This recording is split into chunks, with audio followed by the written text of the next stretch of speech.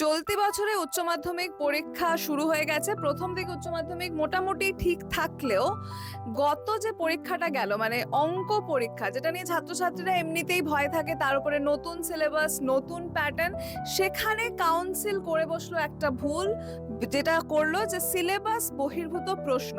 এবার হতে পারে প্রত্যেক বছরে মাধ্যমিক এবং উচ্চ মাধ্যমিকে আমরা দেখেছি কোনো না কোনো সাবজেক্টে এই সিলেবাস বহির্ভূত প্রশ্ন নিয়ে জল ঘোলা হয়। আমাদের একটাই প্রশ্ন, যে যারা এই প্রশ্নপত্রগুলো বানাচ্ছেন তারা যথেষ্ট অভিজ্ঞ এবং এক্সপিরিয়েন্স, তাহলে তাদের এক্সপিরিয়েন্স কোথায় যায় যখন এই প্রশ্নগুলো তারা উচ্চ মাধ্যমিকের মতো একটা এত সিরিয়াস পরীক্ষাতে দেন।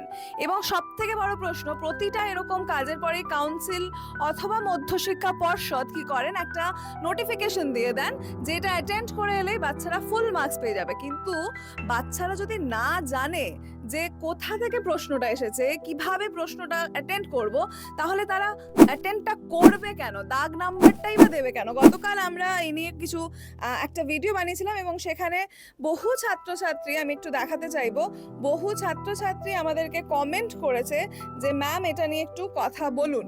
ঠিক আছে, স্ক্রিনে বোধহয় দেখতে পাচ্ছ তোমরা, বহু ছাত্রছাত্রী কিন্তু বিভিন্ন কমেন্ট করেছে কথা বলুন, এবং আজকে আমরা এটা নিয়েই কথা বলতে এসেছি, তোমাদের পাশে দাঁড়াতে এসেছি।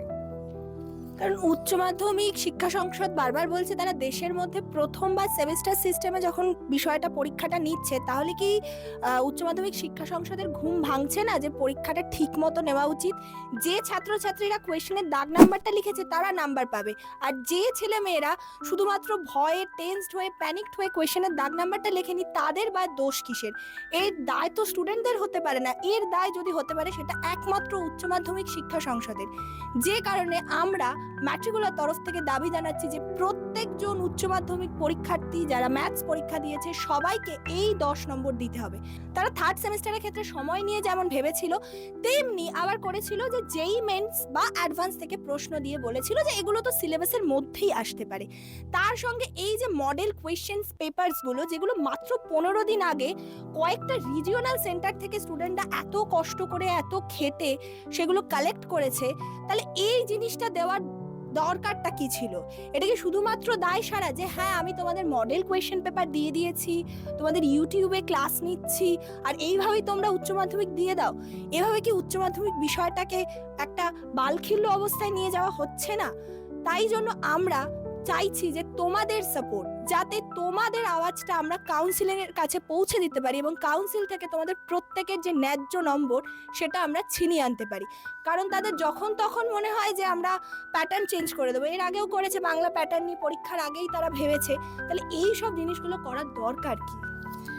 আর একটা বিষয় যেটা নজরে এসে, সেটা হচ্ছে যে ম্যাথস কোয়েশ্চেন পেপারটা তোমাদের একবার দেখাতে চাইবো। তোমরা অবশ্যই যারা পরীক্ষা দিয়েছো তারা দেখেছো যে কোয়েশ্চেন পেপারের নাম্বারিংটা এমন করা হয়েছে যে প্রশ্নের ওপরে উঠে গেছে সেগুলো। তো এই যে ছাপাখানায় যেখানে ছাপানো হয় প্রশ্নগুলো, এটা তো যথেষ্ট একটা সিরিয়াস পরীক্ষা, উচ্চ মাধ্যমিক বা মাধ্যমিক পরীক্ষা, সেখানে কি এগুলো একটুখানি দৃষ্টি দিয়ে ভালো করে দেখা যায় না, স্ক্রুটনি করা যায় না? বারবার ছাত্রছাত্রীদের ওপরে, কাঁধের ওপরে কেন বন্দুক রাখা হবে?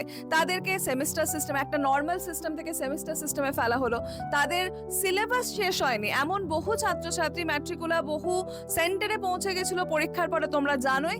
সেখানে বহু ছাত্রছাত্রী বারবার জানিয়েছে, তাদের প্যারেন্টসরা জানিয়েছে যে তাদের সিলেবাস শেষ হয়নি, তারা কি করে এক্সামে বসবে।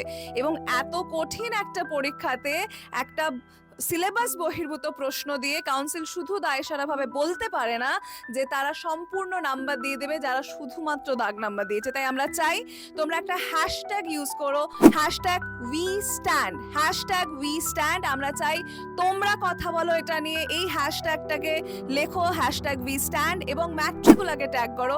আমরা চাই হাজার হাজার ছাত্রছাত্রী এই ভিডিওটা ছড়িয়ে দিক এবং হাজার হাজার ছাত্রছাত্রী নিজেদের কথাটা বলুক with the hashtag we stand. ভালো করে দেখে নাও, হ্যাশট্যাগ উই স্ট্যান্ড, এবং আমরা পৌঁছে যাব কাউন্সিলের কাছে তোমাদের প্রশ্ন নিয়ে, যাতে সমস্ত ছাত্রছাত্রী যারা এই বছর উচ্চ মাধ্যমিক সেমিস্টার 4-এ বসেছে তারা অ্যাটেন্ড করুক, চাই না করুক, ওই 10 নম্বর যেন তাদের দেওয়া হয়, কাউন্সিল যেন এর সমস্ত দায় নেয়।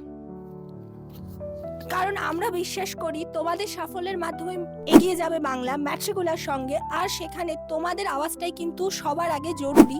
তোমরা আমাদেরকে ট্যাগ করো আর আমরা তোমাদের আওয়াজ পৌঁছে দেবো কাউন্সিলের কাছে, যাতে প্রত্যেকজন ছাত্রছাত্রী যারা এই অঙ্ক পরীক্ষাটায় বসেছিলে প্রত্যেকেই ন্যায্য 10 নম্বর পাও। প্রত্যেকের অধিকার আছে এই ন্যায্য 10 নম্বর পাওয়ার।